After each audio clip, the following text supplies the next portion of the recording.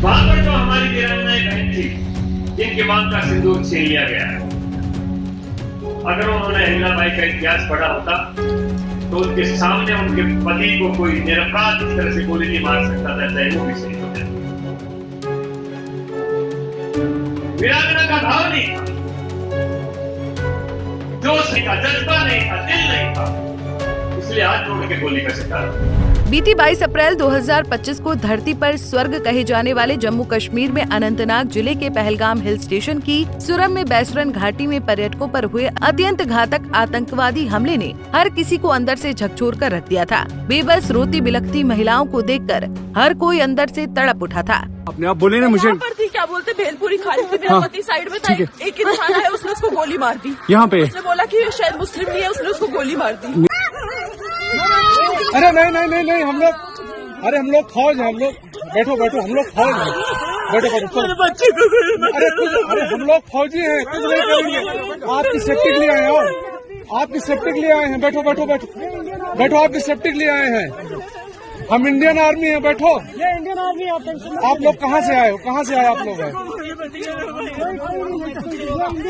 आपके बच्चे कुछ नहीं करेंगे, थोड़ा बताइए। हुआ इन वीडियोस को देखकर हर किसी का दिल थर्रा उठा था, लेकिन इन्हीं वीडियोस में आतंकवादियों की इस बेहद क्रूर बर्बरता से बदहवास इन महिलाओं में देश की सबसे बड़ी पॉलिटिकल पार्टी और केंद्र में सत्तासीन बीजेपी के एक सांसद महोदय को जोश और जज्बे की कमी दिखाई पड़ रही है। हरियाणा से बीजेपी के राज्यसभा के माननीय सांसद रामचंद्र जांगड़ा को लग रहा है कि बीती 22 अप्रैल को आतंकवादी हमले में मारे गए निर्दोष पर्यटकों की पत्नियां, बहनें और माताएं रानी लक्ष्मीबाई जैसी वीरांगनाएं नहीं थी, तभी तो ऐसा शर्मनाक बयान दिया है। और अगर वहां पर जो हमारी वीरांगनाएं बहन थी, जिनकी मांग का सिंदूर छीन लिया गया, अगर उन्होंने अहिल्याबाई का इतिहास पढ़ा होता तो उनके सामने उनके पति को कोई निरपराध इस तरह से गोली नहीं मार सकता था, चाहे वो भी शहीद हो जाए। वीरांगना का भाव नहीं था, जोश नहीं था, जज्बा नहीं था, दिल नहीं था, इसलिए हाथ जोड़ के गोली का शिकार हुआ। इसीलिए ये संग्राम का इतिहास पढ़ाने की परंपरा भारत देश में 2014 के बाद हमारे यशस्वी प्रधानमंत्री ने शुरू की, ताकि हमारे देश की हर नारी, उसके अंदर अहिल्याबाई का जज्बा हो, उसके अंदर झांसी की वीर रानी का जज्बा हो। अगर वो धर्म के ऊपर चले तो वो सावित्री बने, मदालसा बने, साध्वी बने।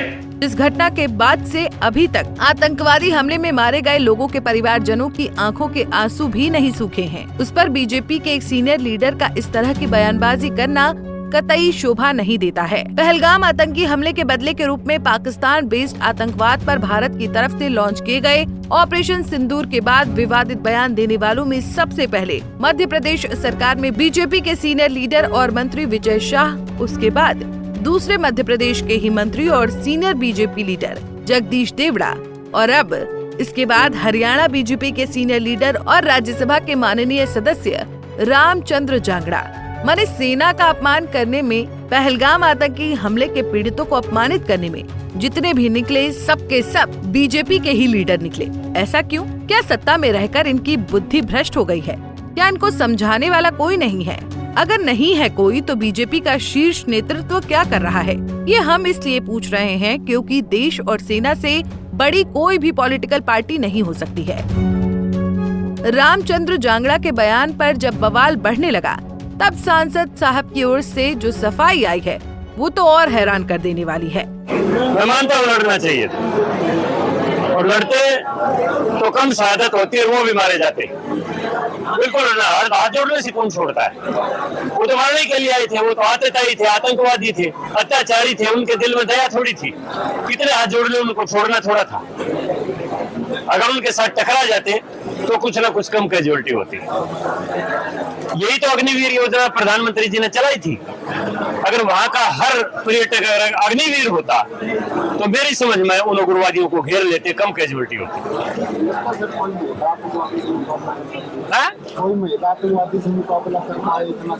क्यों नहीं? देवी अहिल्याबाई क्या थी? महिला थी ना। रानी झांसी की लक्ष्मीबाई क्या थी? वो महिला थी ना। उन्होंने कितना टकराव किया, कितना मुकाबला किया। हमें यही तो भाव जगाना है अपनी बहनों के अंदर कि वीरता के भाव से रहें। जानकार मान रहे हैं कि रामचंद्र जांगड़ा का ये बयान विवादित नहीं बल्कि बेहद शर्मनाक है। वो इसलिए क्योंकि उनके इस शर्मनाक बयान में भावनाओं और संवेदनाओं का खुलेआम हनन किया गया है। पहलगाम हमले के बाद से एक तरफ जहां विपक्ष लगातार सरकार पर हमलावर है, तो वहीं दूसरी तरफ अब उसे एक और मुद्दा बैठे बिठाए मिल गया। रामचंद्र जांगड़ा के इस शर्मनाक बयान के बाद संपूर्ण विपक्ष ने केंद्र सरकार पर उनकी बर्खास्ती का दबाव बनाया है। अब देखना ये होगा कि सरकार क्या एक्शन लेती भी है या नहीं, या रामचंद्र जांगड़ा को इतना सब कुछ हो जाने के बाद भी पोर्ट फिसला कर घर में बैठा लेगी। Bureau report, Punjab Kesari TV. हमसे जुड़े रहने के लिए हमारे YouTube चैनल को सब्सक्राइब करें और नई वीडियो की नोटिफिकेशन के लिए बेल आइकॉन को दबाएं।